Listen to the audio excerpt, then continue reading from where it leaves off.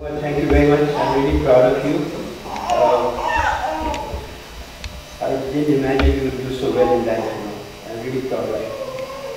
I'm also very thankful to Mr. Hazan, who's been very kind to have invited me to come here, And of course, we lost our baggage and everything else. I had the brochures to give you all the lecture, everything is lost. So, I mean, there may be a reason for it. Only I learned those. But anyway, not a problem. Actually, the important thing is to come here and meet you all and give 2 cents of whatever I know, what I've done.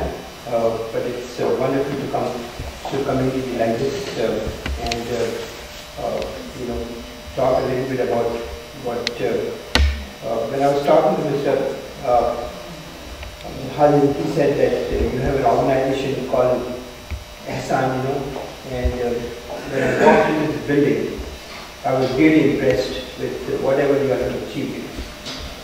It's a great place to start. It's very big, huge. You already have a building constructed.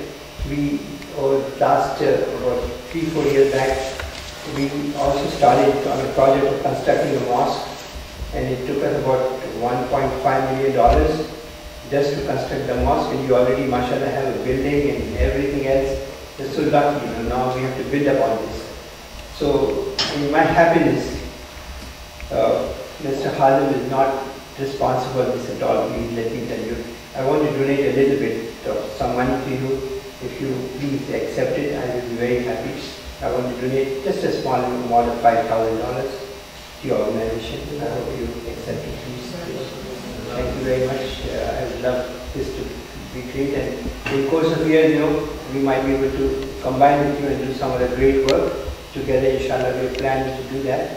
As I was telling one of the sisters, that in our mosque we want to make a different model altogether.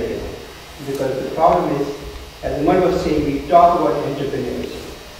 Unfortunately, our students that are coming out of the university or schools have their parents, most of them are working class. They came from different countries here to this country, and they're all basically going to send their children to the best universities to become what? Best workers, not to be entrepreneurs. Because in the university they never teach you how to be an entrepreneur. Even the business schools that teach you to be entrepreneurs, you can never be an entrepreneur. Therefore, all the professors are working there. How they can make something out of you that they have not been able to do that. So that is why, in the masjid here, we have developed, I want to invest about between $5 to $10 million and start a real business center where people will be given $25,000, go and burn it. And then they will really start working. Like when Umar was with me, he was sitting down every day in the office, and I was seeing that Umar is not enjoying it. I would go to him and say, well, why don't you go and do something that you like, I know this is a company, but then he said, I like what I'm doing. I said, no. But what he was doing slowly, he was learning how to do business. And when time came, he started mashallah his own business. And he's very humble. He's not saying, Umar, my own feeling about Umar is, I told him, I said, Umar, you just do what you're doing, bring the best product in the market so that it helps humanity. And I guarantee you that you'll be a billionaire, inshallah, within 5 years.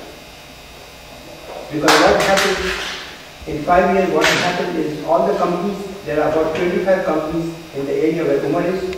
After 5 years, all these companies will have gone. They don't have the sustaining power.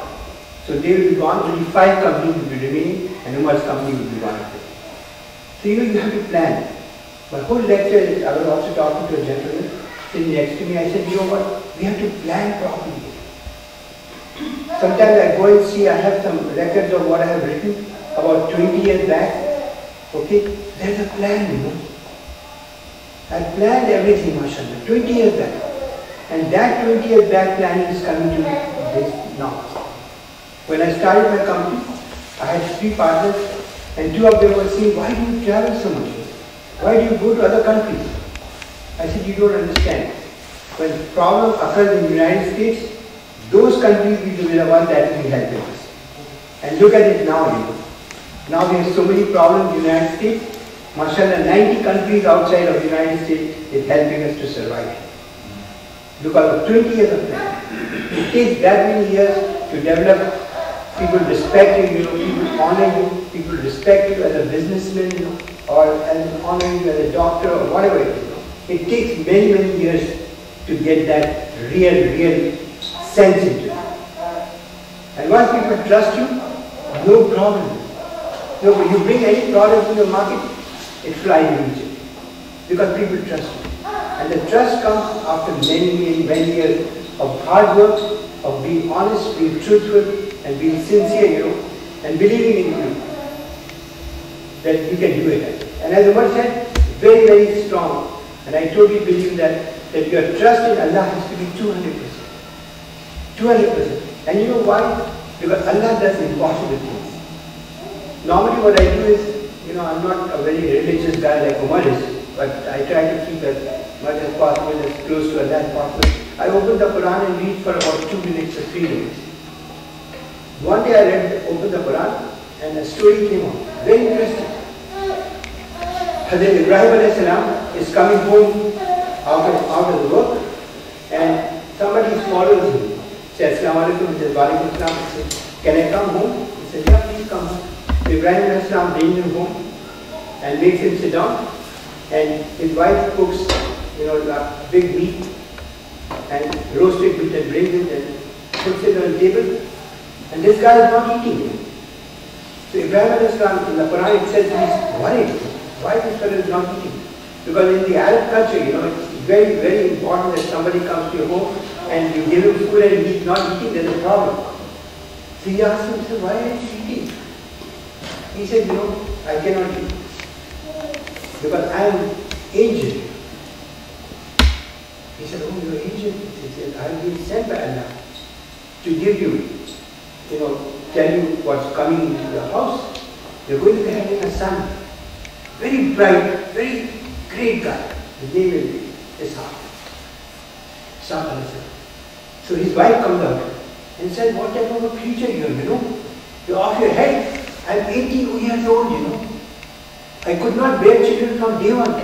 And you're telling me that I am going to have a child and my husband is 85 years old. How we can have children? He said, what? That is the power of Allah. That's the power of Allah. Don't ever talk like this. They have a son called Ihsan.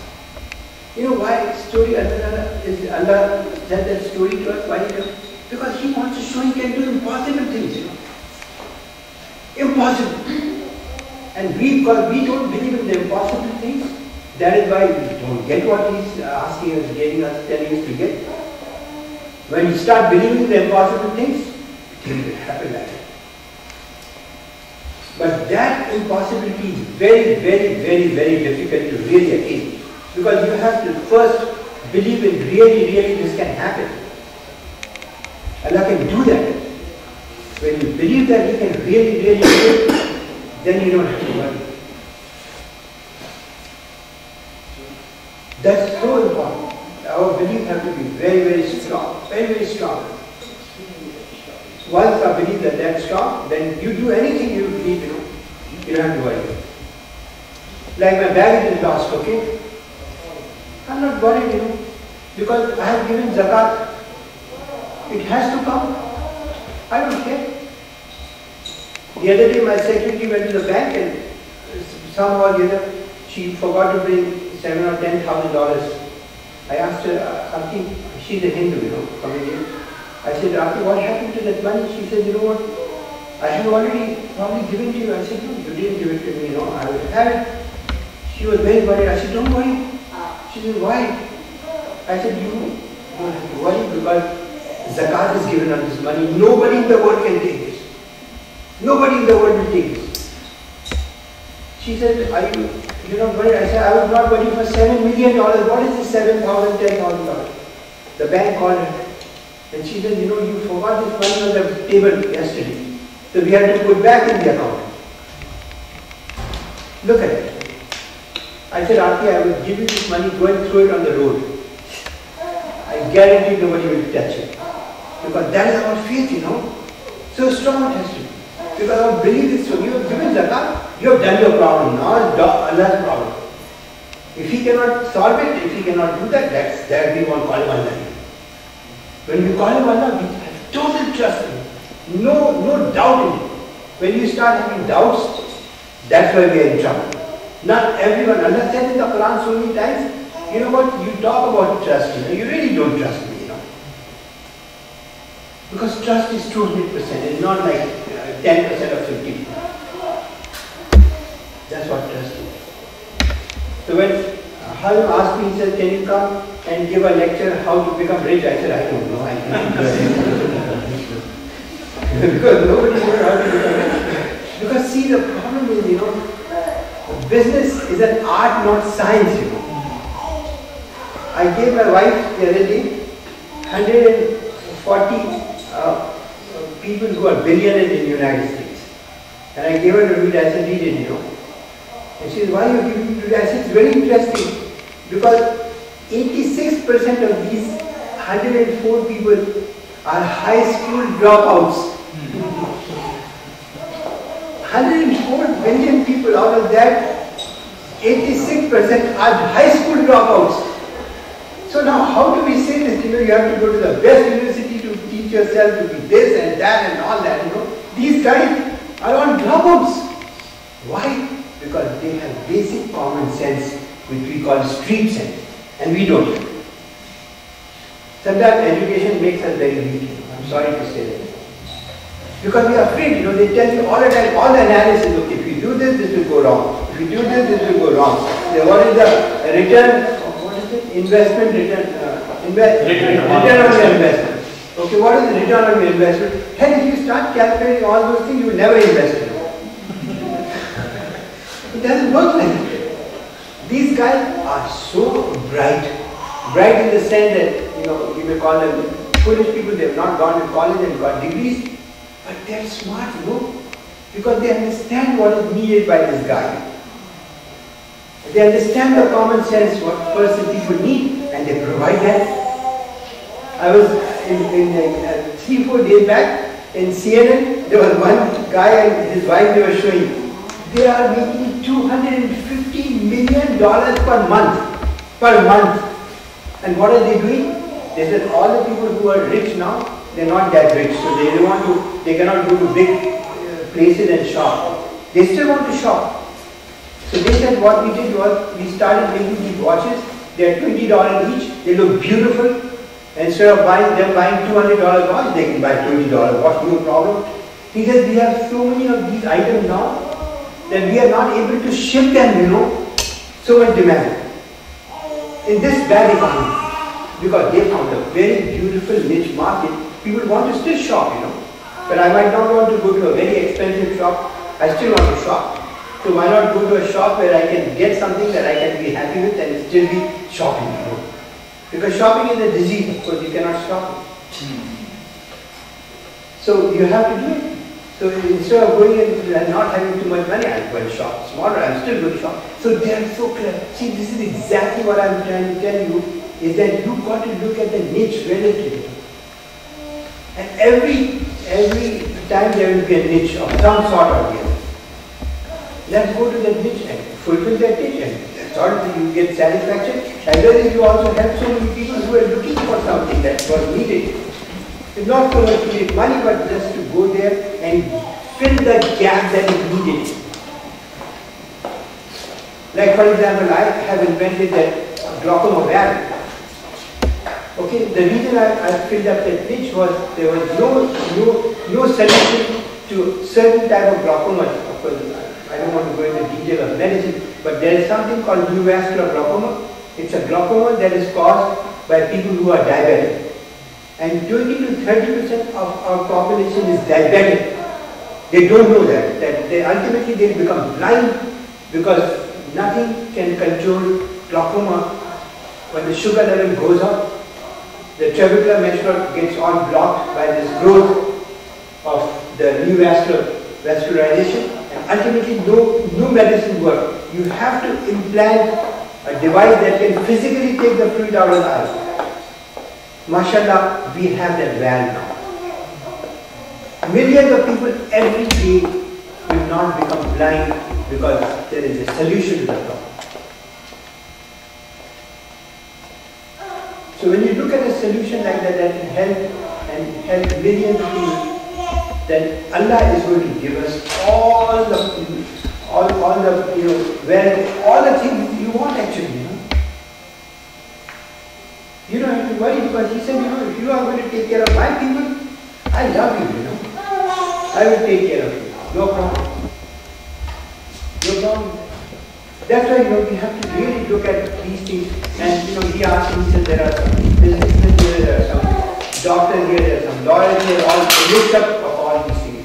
So how do you tell them successful? Very simple. It's not complicated. It's really very simple, but we really look at complicated issues. We don't look at simple issues because simple things are very difficult to solve. Complicated things, you can make a system very complex. And still it will work, but most of the time to make a simple system is very difficult. Because you have to think million times how to make it more simple. And when you make it more simple, look at it. Do you remember we had computers with so much volume as well as this hard disk about this big? Okay? Look at it now. Why? Because they have to make it simple and simple and simple and simple. So it becomes less expensive and also more utility-wise. So let me start with whatever little things I have to do.